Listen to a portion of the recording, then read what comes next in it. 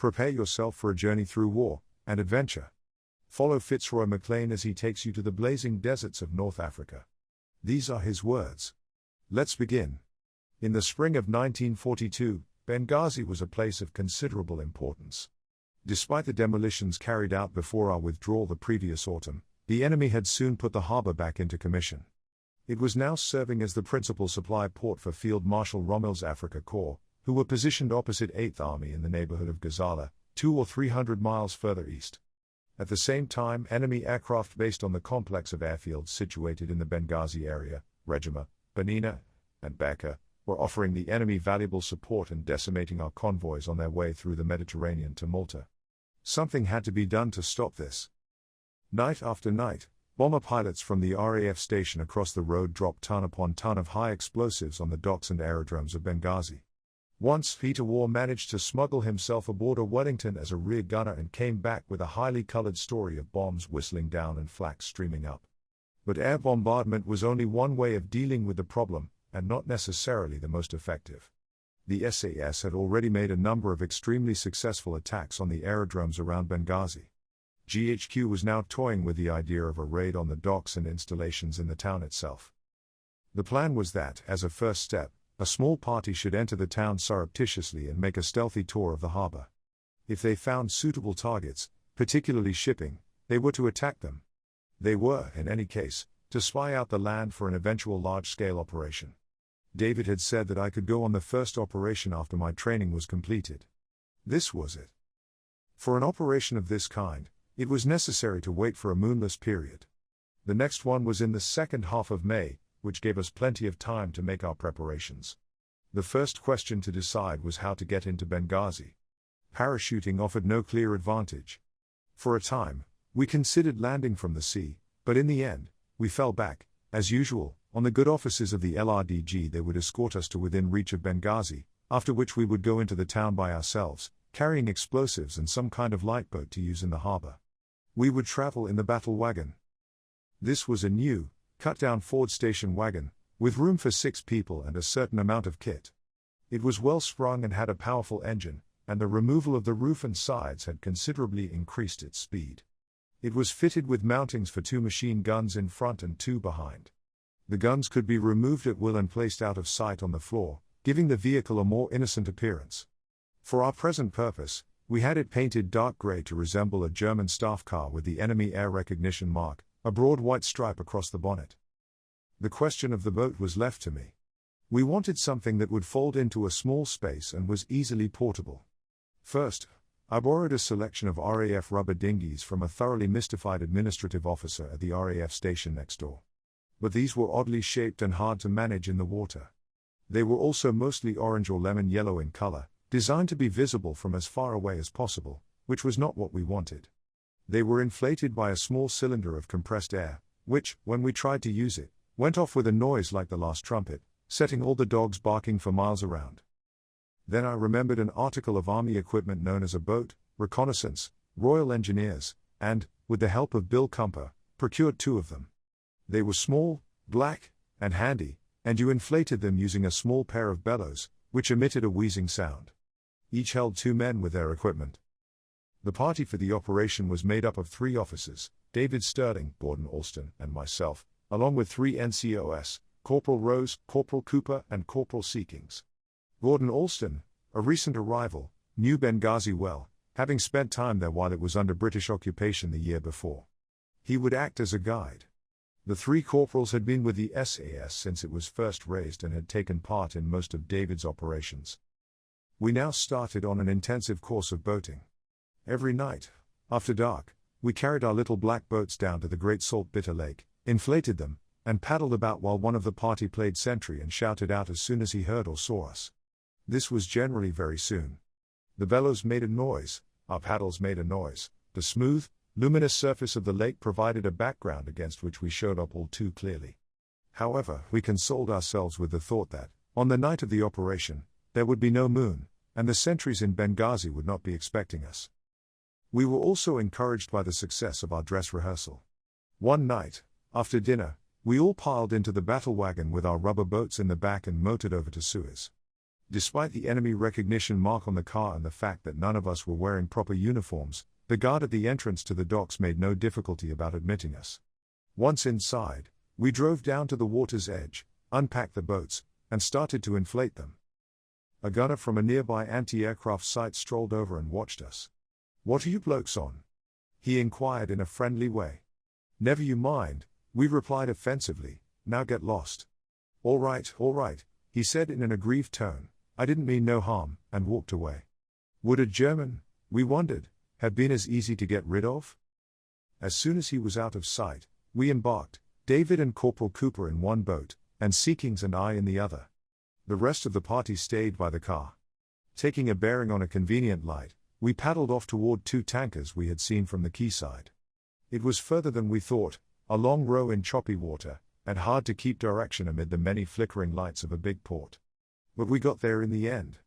When we were within a dozen yards of our tanker, Seekings and I shipped our paddles and let our little boat drift up against her side. Then, holding ourselves in position by the tanker's hawser, we fixed a couple of limpets to her stem. These were half spheres of metal, made to contain a pound or so of high explosives and fitted with a magnetic device to hold them to the side of the ship. They could be detonated by a time pencil and were guaranteed to blow a sizable hole in a hull of ordinary thickness. This time we used empty ones. For a moment, we hung there, listening to snatches of the crew's conversation that floated through a lighted porthole. Then we let go and paddled back. On the jetty, we found David and Corporal Cooper, who had been equally successful. We deflated the boats, packed them into the car, and drove out of the harbor area and out of Suez without further incident. It was too easy. The next morning, we rang up the port authorities and asked them to return our limpets. They were not amused. The following days were filled with preparations, drawing stores, practicing with Tommy guns and pistols, and completing other last-minute tasks. It was not easy to stave off the well-meaning curiosity of our friends, most of whom had guessed that something was afoot, though none but those of us actually taking part in the operation knew our destination. Meanwhile, the SAS had gained a new recruit, Randolph Churchill, who had left a staff job in Cairo to join us. Randolph had too keen a nose for news not to discover quickly that we were going on an operation. As soon as he found this out, he wanted to come along. David objected, saying that Randolph had not completed his training, and in any case, there was only room for 6 in the car. But Randolph continued to plead, and in the end, a compromise was reached. Randolph would come as an observer on the first part of the trip but would stay behind with the LRDG patrol while we went into Benghazi. He grudgingly accepted this arrangement, but it was clear he would not be happy until he got his way. Eventually the appointed day arrived, and we set out for Alexandria, where we were to receive a final briefing from the intelligence authorities. Alexandria looked inviting in the early morning sunshine, white houses glistening in the sun around the wide sweep of the blue bay. At the Naval Intelligence Office at Ras El Tin, everything was ready for us: maps, air photographs, the latest intelligence reports, and finally, a large wooden model of Benghazi, complete with its cathedral, government buildings, docks, streets, and houses, all accurately constructed to scale. In a little whitewashed inner room, barred to all save the initiated, we settled down to impress its features on our memories, working out on the model our best way into the city and the best route down to the docks. At the base of one of the jetties in the harbor was what seemed to be a narrow strip of shingle. On the model, it was marked by a tiny dab of yellow paint, between the gray of the jetty and the green of the harbor. This, if we could reach it, would be a good place to launch our boats. But first, we would have to get through a barbed wire entanglement and pass the sentries known to patrol the docks. Always assuming we managed to get into the town. This would largely depend on the kind of check the enemy kept on the main roads leading into Benghazi. We anxiously asked what we might expect in the way of checkpoints or roadblocks. The latest photographs and reports were studied, and we were told that if we approached by the Benina Road, it should be possible to get into the city without being challenged. There had been a checkpoint, but it seemed to have been abolished. We heaved a sigh of relief. An isolated night watchman or sentry should be easy enough to deal with. Before we left, we arranged to be kept supplied by wireless with any fresh information that might come in. We also arranged with the RAF to leave Benghazi alone the night we were there but to give it a good bombing the night before we went in. This, we hoped, would help cause confusion and lower the resistance of any members of the garrison we might encounter during our visit. Then, after an excellent luncheon, We piled into the battle wagon and started off westwards along the coastal road. As we were leaving the outskirts of Alexandria, I noticed a signpost put up before the war by the Royal Egyptian Automobile Club. Benghazi, it said hopefully, kilometer 1000. We spent the night at Mersa Matruh, a cluster of white buildings and green palm trees nestled among the sand dunes on the edge of the Mediterranean. It was from Matruh that my father had set out in 1916 across the desert, first to reconnoiter and later to capture Siwa Oasis. At that time, the Senussi Arabs, whose stronghold Siwa was, had risen against the Italians, then our allies, and, with the help of Turkish and German officers landed by submarine, were causing us great embarrassment and tying up considerable forces in Egypt that could otherwise have been diverted elsewhere. Against them, we employed light car patrols, the first units to use motor vehicles for long-range work in the desert. Armed with machine guns and equipped with T-model Fords, they finally captured Siwa in 1917. After the fall of Siwa, the Senussi gave us no more trouble on the Egyptian side of the frontier, though, in spite of brutal repression, they kept up a sporadic resistance to the Italians across the border in Libya for 20 years. Now, with the Italians fighting against us, the Senussi throughout the desert, both in Egypt and Libya, had become our allies, and Siwa was the headquarters of the LRDG and the jumping-off point for our raids. Sometimes, LRDG patrols, far out in the desert, came across tracks made in the gravel by their predecessors, the light car patrols, and found rusty bully beef tins marking their campsites. The next day, we too set out for Siwa, branching inland and traveling in a southwesterly direction across the desert along a now well-marked track. The following morning, after a night in the open, we came in sight of the oasis.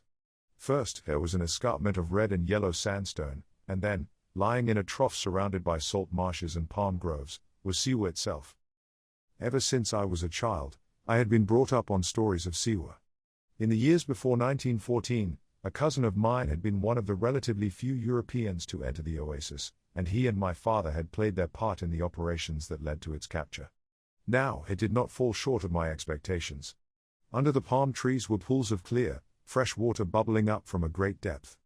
Around one of them was an ancient stone parapet. I remembered my father telling me what a joy it was to plunge into these pools after long weeks in the desert, and now, a quarter of a century later, I followed his example. The water was deliciously refreshing and gushed up with such force that it felt like bathing in soda water. In the middle of the oasis rose what was left of the fortress town of the Senussi, built of mud and shaped like a beehive. The shells of 1917 had torn great breaches in its walls, revealing inside the columns of the ancient Greek temple of Jupiter Ammon, whose oracle was famous in the time of Herodotus. Nearby, among the palm groves, were older ruins, dating back to the ancient Egyptians. In the marketplace, the Arabs clustered around us, friendly and curious. Soon, I found myself being entertained with tea and mutton by several of the leading citizens. As in Central Asia, the food was placed in a large central dish, from which we all helped ourselves with our fingers. An elaborate pipe was also passed around for each of us to take a pull at in turn as we squatted on the ground. Meanwhile, the LRDG medical officer, who had accompanied me on this expedition, was fascinated by the disease from which my immediate neighbor was suffering. Very interesting, he kept saying, and no doubt highly contagious. The LRDG had their mess in some modern buildings built by the Egyptian government, and there they made us welcome. The unit was made up of several patrols recruited from volunteers from different regiments or formations. There was a Guards patrol, a New Zealand patrol, a Rhodesian patrol, and so on. We were to be escorted on our present venture by the Guards patrol, and we were now taken charge of by Robin Gurdon, who commanded it. We could not have had a better host. Robin had come to the LRDG after a long spell in the desert with the Coldstream Guards. Though no longer, by our standards at any rate, so very young, he had spent all his war as a junior regimental officer and most of it fighting. He performed the arduous duties he had chosen with excellence and obstinately refused the many staff appointments that would have been open to him. He was to be killed on his next patrol, continuing to direct operations to the end after being mortally wounded. Now a tall, elegant figure with a heavy fair moustache and a face burnt black by the sun, he made us welcome in the two-roomed, doorless, and windowless mud hut in which he lived, as hospitably as if it had been a country house at home. He showed us where to spread our bedding rolls, arranged for us to be cooled with tea and shaving water, and arranged for trucks to take us down to bathe. At the headquarters mess we met the commanding officer, Colonel Prendergast, and Bill Shaw, the intelligence officer. Both had known the Western Desert well before the war, when they had spent their leave exploring it on their own in company with Colonel R.A. Bagnold. Now that the desert, once a geographical curiosity, had become an area of strategic importance, their knowledge was of inestimable value. Fortunately, General Wavell, with characteristic insight, had been quick to grasp this and in 1940 had entrusted Bagnold and his companions with the task of raising the LRDG. The more I saw of the LRDG, the more impressed I was. There seemed to be nothing they did not know about the desert. In the 2 years since the unit had been formed, their patrols had covered immense areas of land that the two conflicting armies, as they fought their way up and down the narrow coastal strip in the north, had left completely untouched. With the help of the sun compass and the theodolite, they had perfected the art of desert navigation and could bring you unerringly to a given hillock or heap of stones hundreds of miles away in the middle of a vast expanse of featureless sand and gravel. They had mapped and charted great stretches of unknown desert and could tell you with unfailing accuracy what to expect in the way of terrain, where you could get through with a light truck and where with a 3-tonner, where to find cover, and how to locate the occasional well half-choked with sand, upon which your survival might easily depend. They had worked out to the last ounce and the last gallon the amount of food, water, and petrol needed to take so many men and vehicles so far. They had made dumps of food and petrol in safe places which patrols could fall back on if necessary, allowing them to stay away from their base far longer than would otherwise have been possible. Finally, they had a first-class wireless communication system that enabled the patrols to keep in constant touch with headquarters and relay vital information back immediately from hundreds of miles behind enemy lines. Officers and other ranks alike were volunteers. They needed to be, for staying in the desert for weeks on end, short of food and water, is not everyone's idea of fun. But these men had deliberately chosen this life, and few units could compare with them for morale. When our preparations were complete, we left Siwa. The LRDG had provided us with the Arab headdresses they wore themselves. We were delighted with them. Apart from their romantic appearance, they were extremely practical. They were cool to wear and provided good protection against the sun, and when you weren't wearing them, you could use them as a towel or a dishcloth or spread them over your face and go to sleep, oblivious to sun, sand, and flies. At first, the going was good, a surface of hard, smooth gravel over which we bowled along at 40 miles per hour. Then, a little further on, we struck our first patch of soft sand and were soon out pushing and pulling in the midday sun while our vehicles plunged and floundered helplessly. Desert travel is a succession of such contrasts, but under the expert guidance of the LRDG, we fared remarkably well overall, encountering minimal difficulties. First, we drove almost due north for 80 miles or so in the direction of Solium, which brought us to the wire. This was a barbed wire entanglement, 6 feet high and 30 feet wide, running southwards for 200 miles from the coast along the Libyan-Egyptian frontier.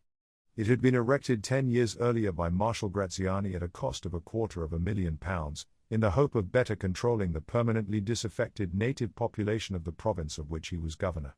By now, however, there were a number of gaps in it, and through one of these we slipped, like rabbits into a bed of lettuces.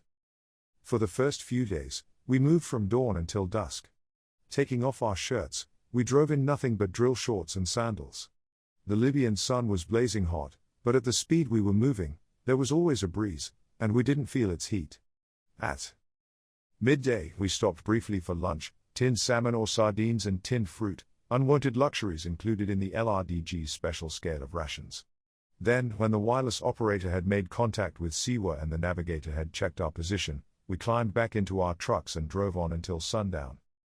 After driving for 12 hours or more, the evening halt was something to look forward to. Night falls quickly in the desert, and the air grows suddenly cold. All at once, you would feel the need of every scrap of clothing you had.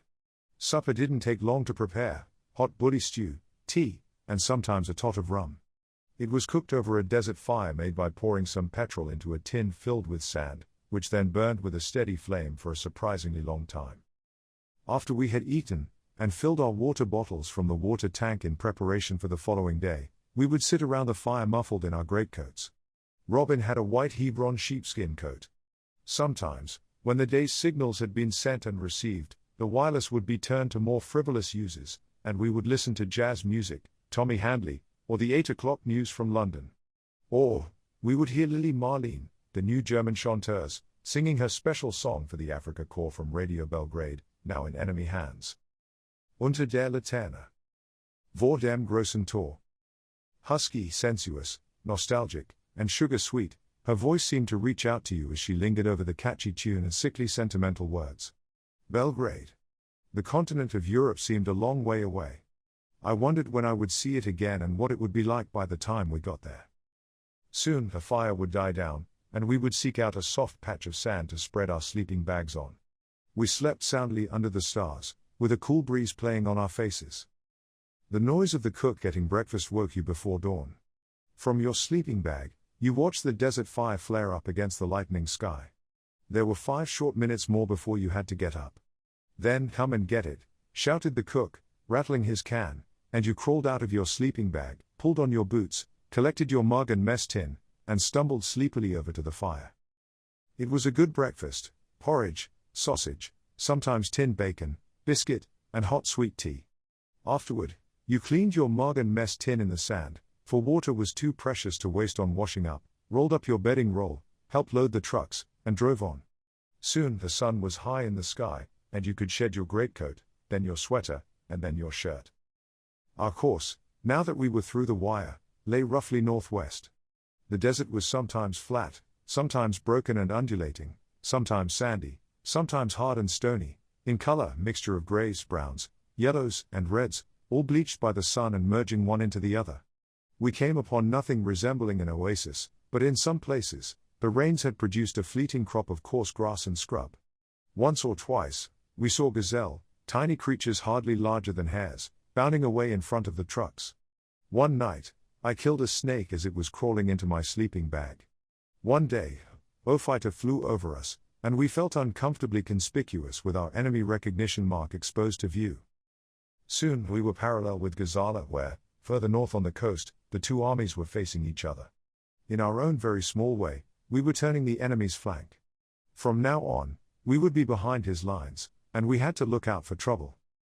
For the last part of the journey, we traveled by night and rested by day. Our routine was reversed. We moved off after supper and stopped to bivouac at first light. Breakfast was even more welcome after a long, chilly night's drive, straining our eyes in the darkness for unseen obstacles and pitfalls. We found there was a lot to be said for a dram of whiskey stirred into our porridge.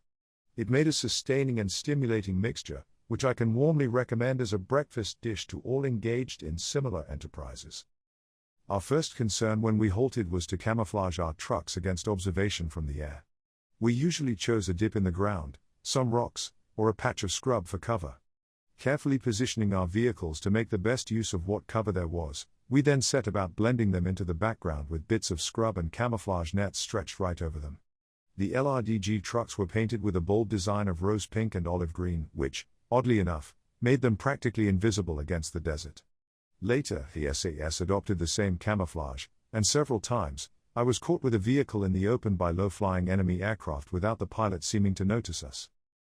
With our camouflage complete, we would settle down to try and get some sleep. But it was hard to escape the glare of the sun, which beat down mercilessly, pursuing us from one dwindling patch of shade to another as it rose higher.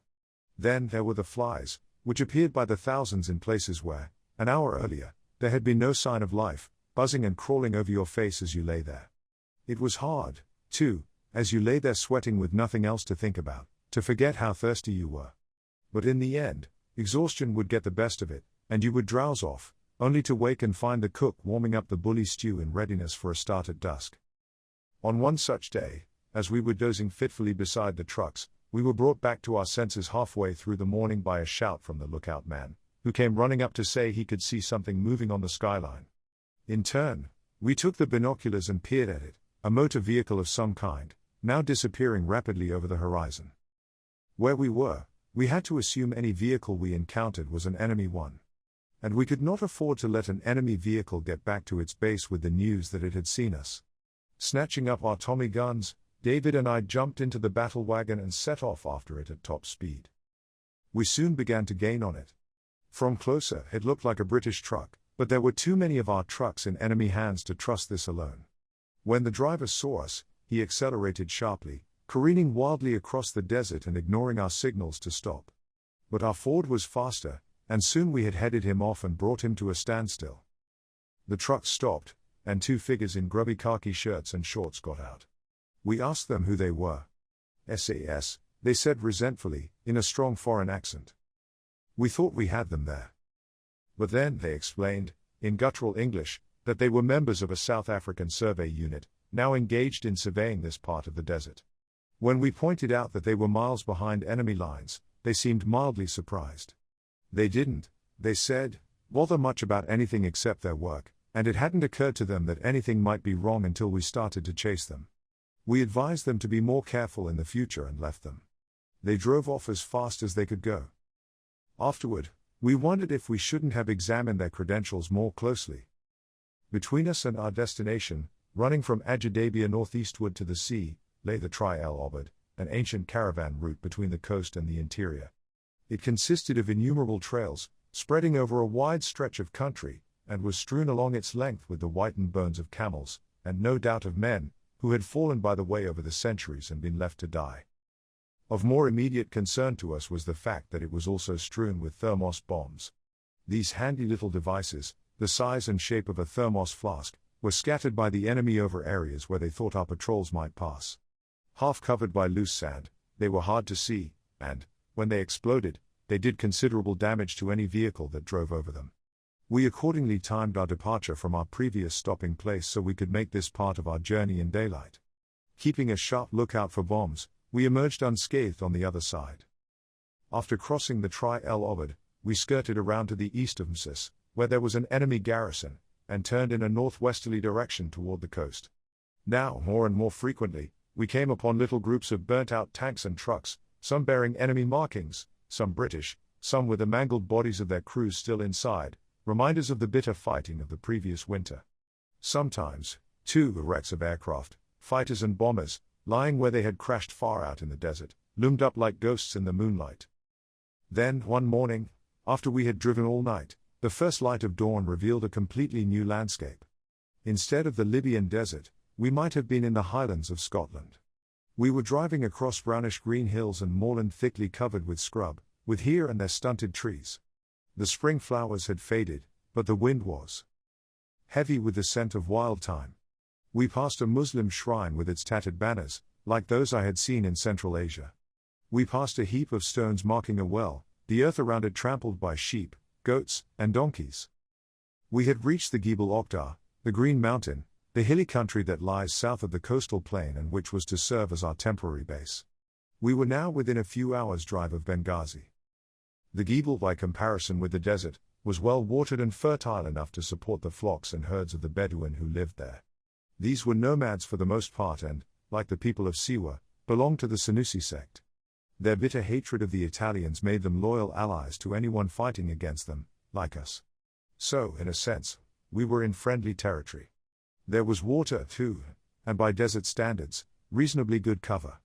Apart from occasional punitive expeditions or search parties, the enemy tended to avoid the whole area. To the north and east, the Gebel fell away abruptly in a steep escarpment, at the foot of which lay the coastal plain.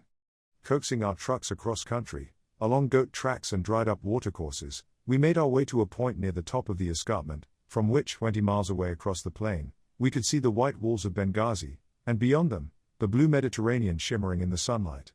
Then, camouflaging our trucks among the plentiful natural cover, we camped near them on the sandy bed of one of the dried-up watercourses, or wadis, with which the Gebel abounds. We didn't remain alone for long. We hadn't seen any Arabs on the way, but they had seen us. Now, several of them came to visit.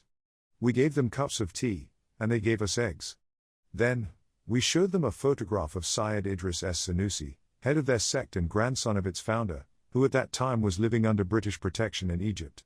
They fingered it admiringly, looking from it to us and grinning. It was May 20th. We were to go into Benghazi on the 21st. We had another 24 hours.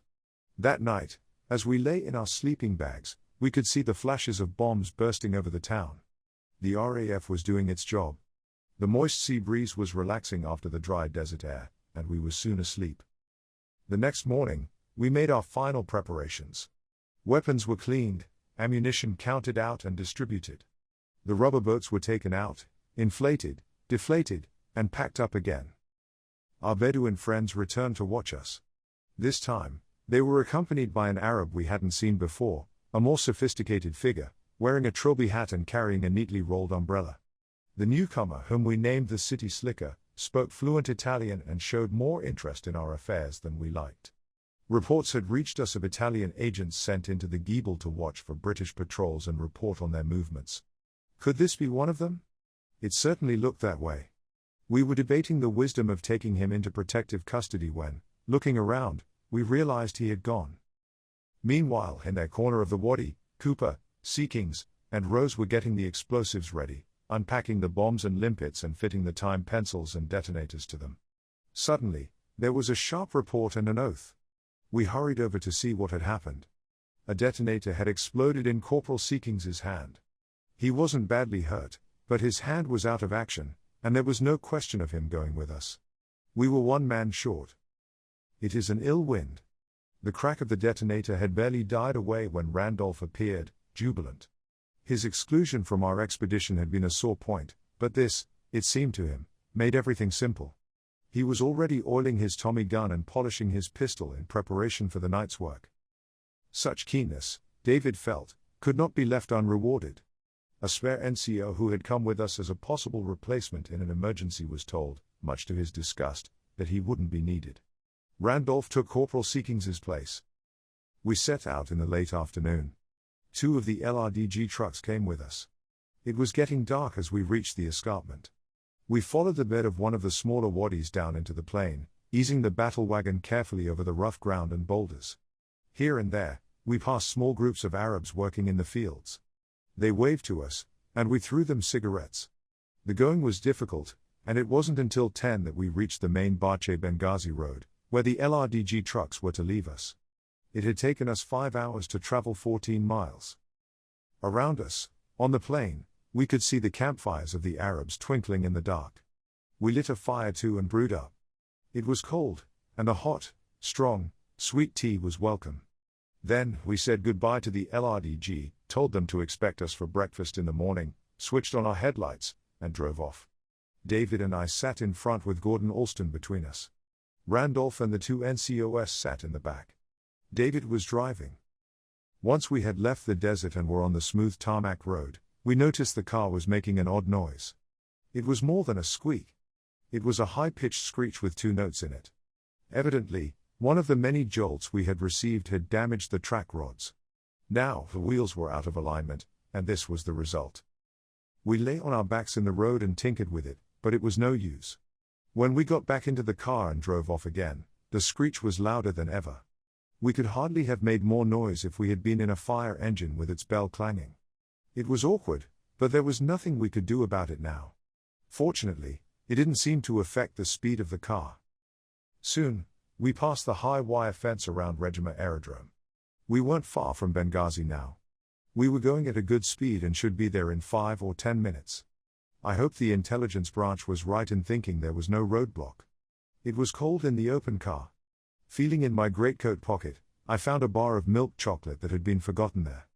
I unwrapped it and ate it. It tasted good. Then, suddenly, we turned a corner, and I saw something that made me sit up and concentrate. 100 yards ahead of us, a red light was showing right in the middle of the road. That concludes the second part of the story. Thank you very much for listening. Please subscribe for more episodes and leave a comment.